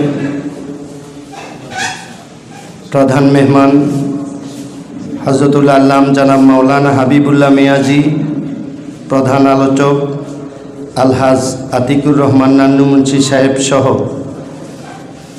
বাংলাদেশ খেলাফত আন্দোলন কেন্দ্রীয় কমিটির নেতৃবৃন্দ, নারায়ণগঞ্জ জেলা নেতৃবৃন্দ, 2500 থানা সংগঠনের নেতৃবৃন্দ, উপস্থিত উলামায়ে কেরাম, দীর্ঘক্ষণ যাবৎ উলামায়ে কেরামের জবান থেকে খেলাফত সম্পর্কে অতি গুরুত্বপূর্ণ আলোচনা শুনতেছিলেন। বাংলাদেশ একটা ব্যতিক্রম দেশ, যেই দেশে কোন সময় যে কি হবে কি হয়, এটা বাংলাদেশের মানুষের দিলের মধ্যে ধারণাও আসে না। যার কারণে আমাদের সাবেক প্রধানমন্ত্রী শেখ হাসিনা পালানোর 1 ঘন্টা আগেও বলে আমাকে একটু বক্তব্য রাখার সুযোগ দেন, যেখানে তার জীবন শেষ হওয়ার অবস্থা, তার ভিতরে এটা জানানি দেয় না তার অপকর্ম কি কি ছিল, কি কারণে তার এই অবস্থা সে বুঝতেই পারে না। আমাদের ওলামায়ে কেরামরাও বাংলাদেশে আমরাও এরকম নির্বোধ ধর্মীয় রাজনীতি সম্পর্কে, যেটা আমাদেরকে হজরত হাফিজি হুজুর রহমতুল্লাহ আলাইহি বোঝানোর চেষ্টা করছিলেন। অনেকে বক্তব্য রাখছেন, কেউ কেউ আপনার একটা ধারণাও দিছে। তারপরেও আমি আবার স্পষ্ট করি, বাংলাদেশের সর্বপ্রথম ইসলামী দল হইল বাংলাদেশ খেলাফত আন্দোলন। হজরত হাফিজি হুজুর রহমতুল্লাহ আলাইহি এই খেলাফত আন্দোলনের মাধ্যমে তওবার ডাক দিছিলেন, যে ভুলভ্রান্তি যা হয়ে গেছে এটা মাপ চাই আল্লাহর সাথে একটা মীমাংসায় চলে যায়। আজকে আমাদের দেশে ইসলামী দল বহু হয়ে গেছে। দেখেন না, এখানে ওলামায়ে কেরাম হয়তো 100 হবে, 2500 থানায় প্রায় 1000-এর কাছাকাছি মসজিদ আছে, বা তার চেয়ে আরও বেশি। ব্যস্ততার কারণে অনেকে আসতে পারেন নাই, অনেকে রাজনৈতিক কারণে আসতে পারেন নাই, কারণ এক একজন ইসলামী এক একটা দলের সাথে সংযুক্ত আছে। আমি খুব খুশি যে আলহামদুলিল্লাহ ওলামায়ে কেরাম যে ভাগ হয়েছে, আরও যদি কিছু ভাগ হইয়া একটা পর্যায়ে চলে যেত, ইসলামী রাজনীতির আর নামে না থাকতো, তাইলে এটা ভালো হইতো, কারণ এটা আর রাখার দরকার নেই। হযরত হাফিজি হুজুর রহমতুল্লাহ আলাইহির কথাই তো আমরা রাখতে পারিনি, যেটার হাফিজি হুজুর থেকে হাফিজি হুজুরের যেখানে দল আছে এখানে আর দল হওয়ার দরকার ছিল না। এরপরেও তো দল কিছু হয়ে গেছে না, ছোটোখাটো মানুষে করে নাই, অনেক বড়রাই করছেন, যিনাদেরকে আমরা শ্রদ্ধা ভরে স্মরণ করি এবং অরিজিনালি শ্রদ্ধার পাত্র। কিন্তু এই ভাগাভাগি বিভক্ত বিভাজন আমাদেরকে একেবারে একটা এমন পর্যায়ে নিয়ে গেছে, এখন মানুষকে যদি আমরা বলি ভাই ইসলামী দলের সাথে আসেন, তো ওনারা বলে যে কোনটা কোনটা, পরে নাম বলতে হয় আমার ভাগ করে করে এইটা, আবার এক দল 4 দল হয়ে রয়েছে। যদি বলি যায় ভাই এটা অমুক জমিয়ত, জমিয়ত কাটটা। যদি বলি ভাই ইসলামী, এটা ইসলামী এটা কাটটা, বুঝেছে? যদি বলি খেলাফত, এইটা কাটটা। মানে এই কাটটা করতে করতে এখন রয়ে গেল শুধু খেলাফত আন্দোলন। এটা আর কাটটা জিগায় না, এটা একমাত্র হাফিজি হুজুর রহমতুল্লাহ আলাইহি। এটার মধ্যে আর কারো আর আকার কারো এরকম কোনো মন্তব্য আর থাকে না, কারণ এটা একটা এবং এটা একটাই রয়ে গেছে। এটার সাথে যারা আছে, হযরত হাফিজি হুজুর রহমতুল্লাহ আলাইহির একটা কথা মুজিবুর রহমান হামিদি সাহেব আজকে উনি কথাটা বলেন নাই, আমি ভাবছিলাম আজকে উনি কথাটা বলবেন। হাফিজি হুজুর রহমতুল্লাহ আলাইহির ইন্তেকালের সময় যারা ওনার পাশে ছিলেন এর মধ্যে উনিও একজন। হাফিজি হুজুর রহমতুল্লাহ আলাইহির ইন্তেকালের কিছুক্ষণ আগে উনি সাহেবে কাশফ মানুষ ছিলেন। উনি উপস্থিত সবাইকে বললেন, জানো আল্লাহ পাক আমাকে কি জানাইছে? আমার এই খেলাফত আন্দোলনের সাথে যারা থাকবে সম্পৃক্ত, তারা যদি ইমাম মেহেদী রহমতুল্লাহ আলাইহির যোগ পাওয়া যায়, আমার এই খেলাফতের সাথে যারা জড়িত তারা সবাই ইমাম মেহেদী রহমতুল্লাহ আলাইহির সৈনিক হওয়ার সুযোগ দিয়ে দিব আল্লাহ পাক। আমার ভাইয়েরা, আমাদের রাজনীতির উদ্দেশ্য তো একটাই, দুনিয়া পাওয়া কিন্তু উদ্দেশ্য না।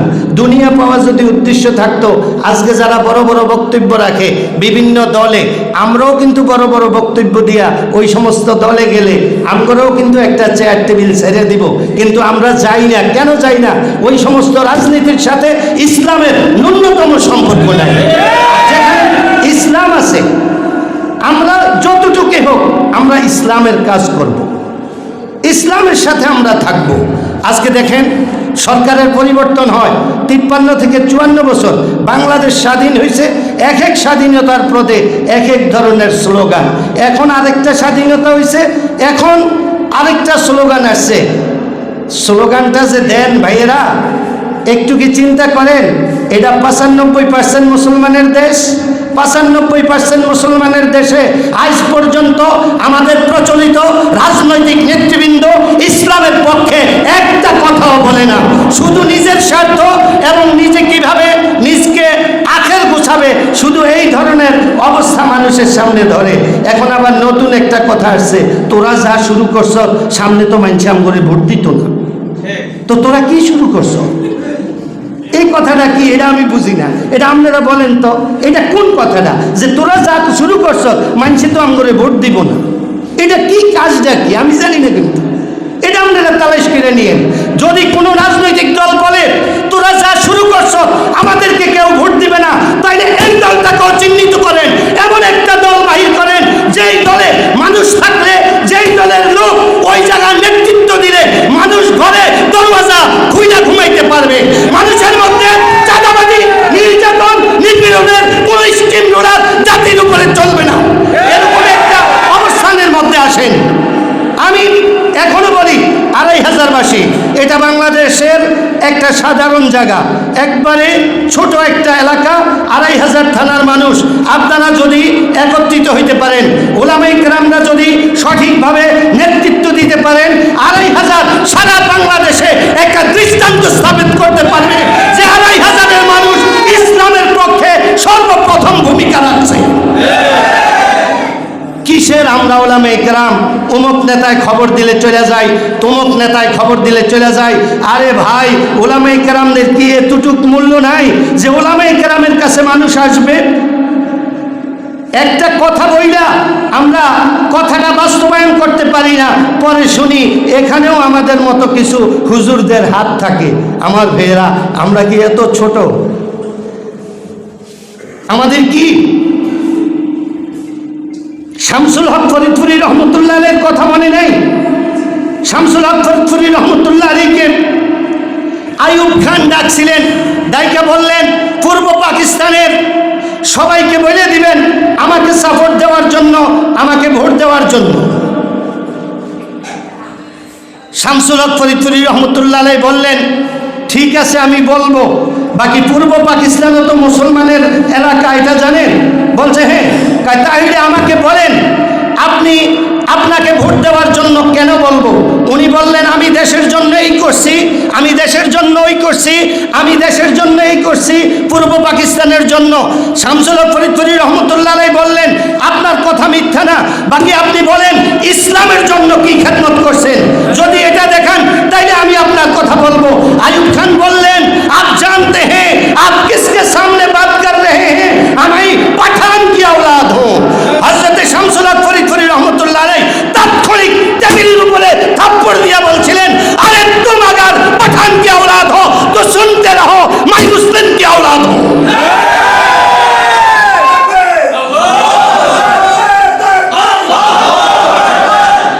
তা আমি আপনাদেরকে বলতে চাই শামসুল হক ফরিদপুরি রহমতুল্লাহ আলাইহি আজকে দুনিয়াতে নাই, হাফিজি হুজুর রহমতুল্লাহ আলাইহি নাই, শাইখুল হাদিস আল্লামা আজিজুল হক সাহেব রহমতুল্লাহ আলাইহি নাই, মুফতি আমির সাহেব রহমতুল্লাহ আলাইহি নাই, ফজলুল করিম সাহেব রহমতুল্লাহ আলাইহি নাই। এই যে নাই নাই এর স্লোগান, আমাদের মধ্যে কি আমরা কাউরে সামনে নিয়ে নেতৃত্ব দিয়া ইসলামী হুকুমত কায়েম করার জন্য আমরা কি চেষ্টা করতে পারি না? আমি 2500 উলামায়ে কেরামের কাছে খেলাফত আন্দোলনের নেতৃবৃন্দর সামনে আপনাদের কাছে উদাত্ত আহ্বান জানাবো, অতীতে কি হয়েছে না হয়েছে এটা ভুলে যায়। আমরা নিজকে নিজে চিনার চেষ্টা করি, শামসুল হক ফরিদপুরি রহমতুল্লাহ আলাইহি আর আসবে না, আমাদেরকেই শামসুল হক ফরিদপুরি রহমতুল্লাহ আলাইহি ভূমিকায় অবতীর্ণ হতে হবে।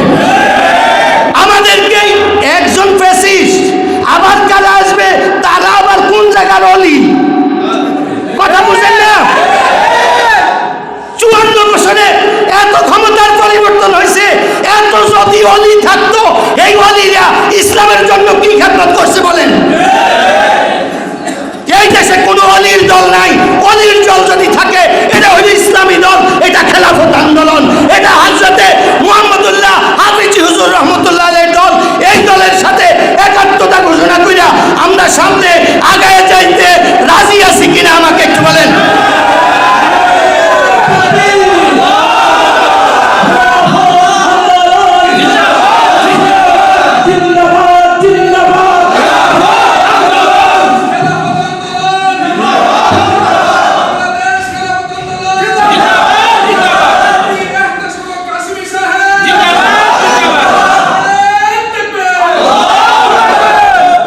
এবার আমি আপনাদেরকে বলি, ২৫০০ থানায় খেলাফত মজলিস আছে,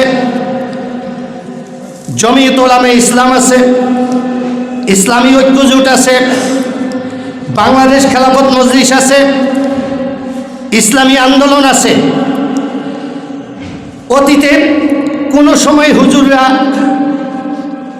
একত্রিত হয়ে ইলেকশন করতে পারে নাই। এক এক সময় এক এক সমস্যা ছিল। কোনো সময় কেউ সরকারের সাথে যে ইলেকশনে গেছে, কোনো সময় যায় নাই। এইবার তো আমাদেরকে ইলেকশনে যাইতে আর কোনো বাধা নেই, এবার সবাই যাইব। তো সবাই যে যাবে, এটা কি আমরা একত্রিত হয়ে যাব নাকি আলাদা আলাদা ভাগ হয়ে যাব? যেন ওই যারা ইসলামী দল না এরকম লোক দলেরা যেন দেখাইতে পারে তোরা কারে ভোট দিবি। যদি কয় ওই হুজুরে, তো হেরা কইব এই হুজুরে ভোট দিবি, এই হুজুরে কি দোষ করছে, ভোটার ভাগাভাগির দরকার নাই, আমগরে এই দিয়ালা। বুঝাইছি নি? এই কারণে এবার উপরে আলোচনা চলছে ওলামায়ে কেরামের দলগুলা একত্রিত হওয়ার জন্য। যদি একত্রিত হয়, ওলামায়ে কেরামের পক্ষ থেকে ডাক আসে, তাহলে আমরা সবাই ওলামায়ে কেরাম যদি একত্রতা ঘোষণা কইরা কোনো একটা লোককে ২৫০০ আলেম হিসাবে প্রার্থী দেয়, তাইলে আমরা তার পক্ষে কাম করবো তো ইনশাআল্লাহ। এটাই হলো বড় কথা। আমি অনেকে জানি আমরা সরকার পরিবর্তনের কথার পর আমাদের মন খুব খুশি। আমি এখনো শুনি ২৫০০-এর কিছু ওলামায়ে কেরামরা নাকি প্রচলিত কোনো দলের লোকদেরকে নিয়ে মিটিং করেন। আরে ভাই, বিএনপি, আওয়ামী লীগ, জাতীয় পার্টি, এগুলা হিসাব করে আমরা মাঠে চলি না, এগুলা হিসাব করে চলি না। আমরা যদি ১০ জন থাকি, এই ১০ জনের পিওর কোনো সিডা মিডা আমাদের সাথে মিলানের সুযোগ নাই। আমরা তালিম করব, আমরা তাশকিল করব, কইরা কইরা আমরা সামনে আগায় যাবে ইনশাআল্লাহ। সবাই আমাদের ছায়াতলে আসবে, আমরা কেন মানুষের কাছে যাব? এবার আসেন আমাদের আজকের প্রধান অতিথি, উনি সাদিয়ানীদের ব্যাপারে একটা কথা বলছেন। এটাই আমার শেষ কথা। সাদিয়ানী বলতে বুঝেন তো, এটা কাদিয়ানির পরে, এটা কাদিয়ানির একটু পরে আসছে, এটা হয়েছে কাদিয়ানির পরের সাদিয়ানি। এই সাদিয়ানীদের কাজ হইল, প্রথম নাম দিছে তাঁতি, 2018 সালে দেখি তারা হাতাহাতি, এইবার দেখি তারা মারামারি, শেষ রাত্রে দেখি খুনাখুনি। সরকার বলে এত অন্যায়কারীরে ধরে, এখন তো কোনো অন্যায়কারী ক্ষমতা নাই, এখন তো এমন এক সরকার, সুনামের শেষ নাই। আমি বর্তমান অন্তর্বর্তী সরকারের প্রধান উপদেষ্টার কাছে উদাত্ত আহ্বান জানাবো, এই খুনিদেরকে উপর থেকে নিচ পর্যন্ত একটা ছাকুনি দিয়ালান। ২৫০০-এ এই সাদিয়ানীদের কিছু দোসর আছে যারা প্রত্যক্ষভাবে টঙ্গীতে ওলামায়ে কেরামদেরকে খুন করার মধ্যে জড়িত আছে। আমি ২৫০০ থানার ওসি সাহেব, এবং আমি জানি আপনাদের কাছে আমার বক্তব্য যাবে, এই জন্য আমি বলতেছি ২৫০০ থানার ওসি সাহেব এবং টিউনু সাহেবকে বলবো, টিউনু সাহেব, ওসি সাহেব, আপনারা ২৫০০ থানার ওলামায়ে কেরামদের সাথে যোগাযোগ করে, অথবা ওলামায়ে কেরামরা আপনাদের কাছে আসবে, আপনারা নাম নিয়ে অরিজিনালি কারা ২৫০০ থেকে সাদিয়ানীরা ওলামায়ে কেরামদেরকে খুন করার মধ্যে জড়িত ছিল, তাদেরকে ২৫০০ থেকে অনতিবিলম্বে গ্রেপ্তার করুন। শুধু এটা না, ৫ই আগস্টের পরে যখন ফ্যাসিবাদ ক্ষমতা থেকে দূরে গেল, তারপর দিন এই সাদিয়ানীরা ওলামায়ে কেরামদের ৮টা হুন্ডা জ্বালায় দিছে। আমি ২৫০০ থানার ওসি সাহেবকে বলবো, টিউনু সাহেবকে বলবো, আপনাদের কানে তো এই খবর গেছে, এই খবর যাওয়ার পরে ৮টা হুন্ডা কার, এই ওলামায়ে কেরামদেরকে কি আপনারা ডাকছেন কিনা? যদি না ডাকেন, কেন ডাকেন না? এত কিছুর বিচার করতে চান, হুন্ডা যাদের পড়া গেল তাদেরকে একটা সান্ত্বনার পানীয় তো আপনারা দেন নাই। দ্বিতীয় কথা, ২৫০০-এ এত বড় একটা সম্মেলন হয়ে গেল, সাদিয়ানীরা যেন উলামায়ে কেরামদের বিপক্ষে কোনো সম্মেলন না করতে পারে, অন্তর্বর্তী সরকারের স্বরাষ্ট্র উপদেষ্টার পক্ষ থেকে স্বরাষ্ট্র মন্ত্রণালয় থেকে 2500 সাদিয়ানীদের সম্মেলন নিষেধ করা হইল। নারায়ণগঞ্জের ডিসি সাহেবকে জানানো হইল, নারায়ণগঞ্জের ডিসি সাহেবও বললেন 2500 সাদিয়ানীদের সম্মেলন করতে দেওয়া হবে না। বর্তমান টিউনু সাহেব আপনি এখনো আছেন এবং ওসি সাহেব আপনিও আছেন, আপনারা এখনো বদলি হন নাই। আমার আপনাদের কাছে প্রশ্ন, যেখানে স্বরাষ্ট্র মন্ত্রণালয় থেকে ওদিন সাদিয়ানীদের সম্মেলন নিষেধ করা হয়েছিল, নারায়ণগঞ্জের ডিসিএসপির পক্ষ থেকে সম্মেলন নিষেধ করা হয়েছিল, আপনারা কেন 2-4 জন আমাদের কিছু দরবারি আলেম আছে, এই দরবারি আলেমদেরকে নিয়ে কম্প্রোমাইজ করিয়া ওই সম্মেলন করার অনুমতি কেন দিলেন? আমি অতি সত্বর আপনাদের বিরুদ্ধে অ্যাকশনে যাব, আর না হয় সাদিয়ানীদেরকে গ্রেফতার করার জন্য অনতিবিলম্বে ব্যবস্থা নেন। এই বলে আমি আপনাদের কাছে লিস্টে দেব 2500 থেকে কে কে সাদিয়ানী এবং এই খুনের সাথে প্রত্যক্ষভাবে জড়িত, আমি লিস্টে আপনাদের কাছে দিব অবশ্যই ইনশাআল্লাহ। এবার হলো আমরা আন্দোলনের জন্য দোয়া করবেন, সমস্ত ইসলামী দলগুলোর জন্য দোয়া করবেন, যে সুযোগ আসছে এটা যেন হাতছাড়া না হয়, এরা যেন হাতছাড়া না হয়। উলামায়ে কেরাম এখনো সুযোগ আছে, ব্যাঙের মতো লাফাইন না, এইবার লাফ দিয়া ফেললে আনন্দ পাইতেন না। ওয়া মা আলাইনা ইল্লাল বালাগ।